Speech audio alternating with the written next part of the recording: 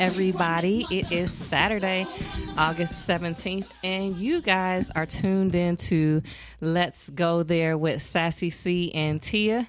We have another hot topic to discuss today. We're super excited. It's kind of a continuation of our topic we did a couple of weeks ago where we had love and relationships. What do men really want? And today we decided to bring men and women together to have this conversation about love and relationships, men versus women. Super excited. We have some amazing guests in the house today.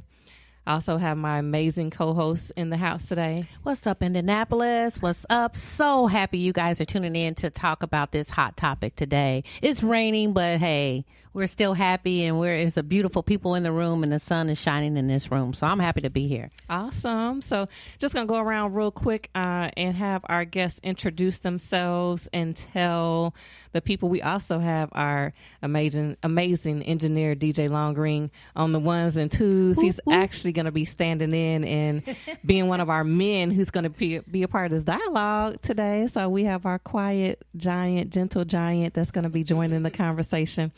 But first, want to go around and have the guests say who they are and tell our listening audience a little bit about yourself, starting with Mr. Kerry Noble, please. Make sure you're talking to the mic. Yes, ma'am. I'm Kerry Noble. I am 33. I'm born and raised in Indianapolis. Nothing special about me. I know Sassy C from the gym, and that's pretty much it. Okay. And Miss Charity. Hello, I am Charity Caroni. I am 38 and a mother of 3. Currently going through a divorce and dealing with some of the dating struggles that we all go through, and kind of finding myself. Okay. Good. And we have Miss Returning, Miss Natalie. Yeah, girl, it's Miss Natalie in the house again. Late, but I'm here, baby. 37-year-old woman, single, mother of a almost 13-year-old young man, still single, ready to mingle. Hey, you know what I'm saying? All right. Well, here on Let's Go There with Sassy C and Tia, to our guests, want you guys to just feel comfortable, kick back, take your shoes off, and we really are just having a conversation about this topic. Be yourselves. We have an open platform. Well, we believe in transparency. There's no judgment here. So you say how you feel, and that's just what it is. So we're going to kick this discussion right on off. We have some questions for you guys that we want to ask. And so the first question that I would like to ask is, what are some absolute deal breakers and non-negotiables for you? Part 1 is having bad credit a deal breaker. Part 2. Who got this one? Okay, I'll go first. This is Charity. Okay, deal breaker. My faith. If you don't love Jesus, there's nothing I can do with that. As far as being in a relationship, friendship type of relationship, that's fine. But for me to commit to somebody, that has to be it for me. Everything else in life, I used to have deal breakers, but as time went on, everything that I said I wouldn't deal with, I kind of dealt with it. So it's kind of like, yeah, it's kind of it's on the job training for me. So my deal breakers are, that is the one thing that I know for sure that I can't move forward in a relationship with. Other than that, I could probably work through almost anything. Not saying that I will, but case by case, you never know. I said I wasn't gonna never get cheated on. I'm out of there. It happened. I stayed. It's certain things that I said I'd never deal with. That was the deal breaker when I was young, or even, I don't know. In life, I legit don't know. I don't know about anybody else, but when I grew, it was straight up no, and then it was like it happened. Okay, we're gonna work it out. We're gonna work it out. We're gonna work it out because I think that's what we do, kind of as women. You want it to work, but every deal breaker I've ever had, I broke it. So except for when it came to God, I never have. Okay. So I feel like that's a go. Bad credit, hey, we can work through that. Okay. We can work through that. If you're a good man, we can work through bad credit. It's nothing with all these people out now. What? You can get your credit fixed in a week, I think. I mean, no. But as a helpmate, if it's an issue, why can't we work through Work it? together. Yeah. Good I shit. mean, All right. Agreed. Carrie. I'm pretty much in the same boat. A lot of stuff can be fixed. I agree with Charity. You know, religion is by far the probably the absolute deal breaker with me, but everything else can be fixed. The number of kids, you know, I love kids. You know, the crazy thing that bothers me are there are so many men that won't deal with kids and stuff like that, but they may come from a single parent home. You know, that throws me. But for the most part, everything can be fixed. Like credit can be fixed, everything like that. So I'm open, other than compromising my religion. that's about it. All right. Miss Natalie, I what's a agree. deal breaker for you? Absolutely. Number one, God. If you don't love God, I can't do nothing with you, bro. Secondly, like you said, everything can be fixed, but it's also important how devoted you are to changing those things. If you're one of those people that lollygag and you procrastinate about what you're going to do about fixing it, then that's going to be a problem for me personally. Like, don't just sit around on what you say you're going to change. If you're going to do it, then do it. If we Speaking working to the on mic this now. credit, Speaking let's to the go. mic. If you're going to do it, About to then do spend it. all kind of money. Yeah, if we're going to do it, do About it. the budget. Don't procrastinate on it. Show some dedication to it and some consistency as you're moving forward to changing. Yeah. Okay. And we do it together. Absolutely. DJ. Well, thank y'all for having me for one. So happy you're involved in the I don't get to conversation. do this very often. But I think for myself, certainly finances can be a deal breaker because you got to be motivated to work. You know, I understand, especially us as colored folk, a lot of He's times, a colored folk. a lot of times we don't have the same financial knowledge, so maybe we have had a lot more setbacks than maybe our counterparts. But it's one of those things. It's a deal breaker for me, unless you're showing me that you're taking the steps to fix it, to learn financial management, Yes. to Absolutely. work. I mean, because I feel like I'm valuable, and I need somebody else to at least be on the track to repairing whatever they're going through. Exactly. You know what I mean? Or it just becomes a problem for both of us now. Right. You know what I mean? That's good. That is good. Tia, you want to chime in? Yeah, I think a deal breaker for me is someone that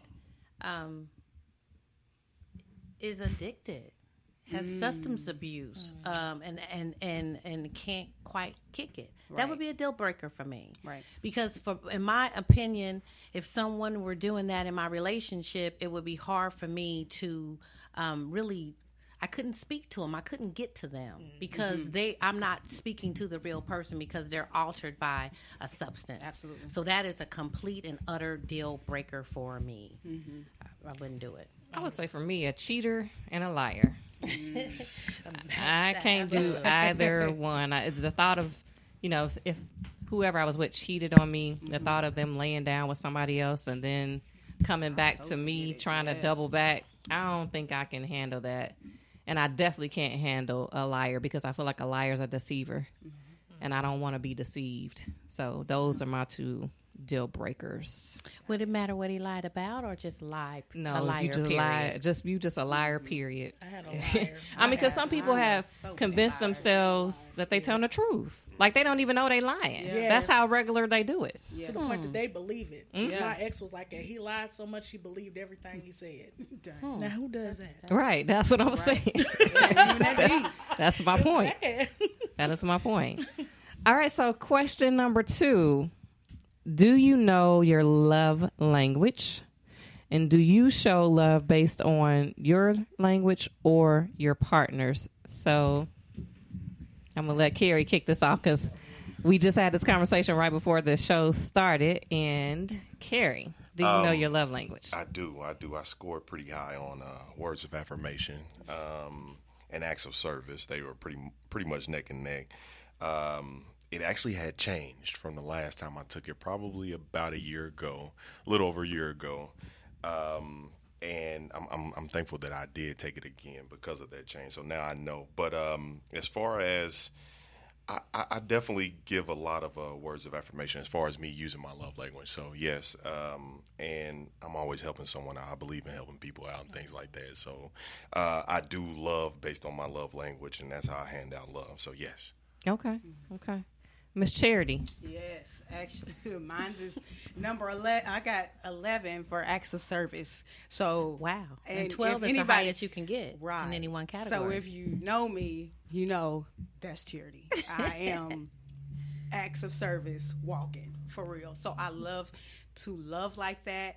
But what I did realize is I love like that with everybody. So in a relationship, it's not special to my mate. And I just realized that going through the process that I'm going through. Like, you do that for everybody. I'm like, oh. So they're not special. So learning to love others how they want to be loved, learning their love language is just, that's how the relationship kind of would work. So if, yours is, what's your high one? Words of affirmation. Words of affirmation. So if I'm just constantly, you need this, you need that, you eat, you got lunch. Like, even though I'm thinking it's perfect, if you need me to say, man, you are so tight. That's what's up. You took the trash out. You the man. High five. If that's what he needed, and all I'm doing is doing, even though it's good that I think I'm doing the right thing, if that's not how he understands being loved, and it was 11 for acts of service and then 8 for words of affirmation. So I mean, hey, I guess tell me I'm doing it too then. Like, So all right. your husband going through, did he know his love language? No, we didn't do that. We got Okay. married young, so Okay. it wasn't even him. So I've been separated almost 2 years. So like the process is almost done now, but I had the nerve to date while going through this process. I don't want to get in people's business. I was going to Hey. ask you about that, but you know, I don't want to go too far. Right. Okay. So this is like the first time I ever even publicly said that I was going through a divorce. Like, Okay. I'm so private. I'm sorry. that We didn't nobody- mean to bring that out. No. I mean, I wanted to. Okay. I mean, it's not a secret. I'm just private, so Okay. it's not a big deal. But I have dated. Okay. Going through the process. So, and I don't suggest anybody do that because, whoa, it's a struggle out here. You hear me? But somebody that I had dated said that to me because I'm like, dude, like, what's up? And they literally said, well, everything you do, I didn't ask you to do anything. Ask you to do whatever I do. You do that for everybody. You check on everybody. You do, this is what you do. So it's not special. So it took me I was like, what? It hurt my feelings. I kind of went off. Like, what you mean? And I don't even go off. But it hurt my feelings because it's like, what? But I'm being nice. You know, like I clearly was still in even the wifey mode. So it was like, did you eat? Like, it ain't your man. Like, why do you even care if he ate? But I was in that mode. I didn't know how to turn off.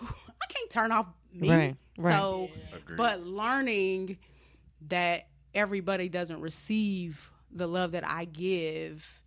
And I'm not saying I was even in love with them or anything, but it's just what I do. Right. So It's just who you are. yeah, it's just who I am. So my love language is a blessing and a curse, but I'm learning to like not turn it off, Or but just balance it maybe. I can't. I got to turn it off. Like I literally I had to stop dating, right? Because I wasn't ready to even be in a situation like that. You know what I'm saying? Because it was too much. No, girl, fall back. You don't let them starve. You said, to speak to that, I've been told the same thing. You know, you do this for everybody, but that's just Wow. how I was raised. That if you're in my circle, if I mess with you like that, man, I take care of you. You know what I mean? Yeah. So I don't. Yeah. But I've been told that too. So yeah. It's ridiculous. Like, look, they savages out here. People are straight savages. How don't you think it's good? Like, it's not a good thing that we trying to give you a little bit of okay, well, move on. Let's go here. Nat, do you Natalie, what's know I don't. your I love haven't language? done it recently. The last time I did it, I think words of affirmation. Come closer to the mic, Nat. Words of affirmation was where I fell. I'm one of those people I want to take care of a person. You need something? Is there something I can do for you? I'm an emotional creature too, so I like to cuddle and love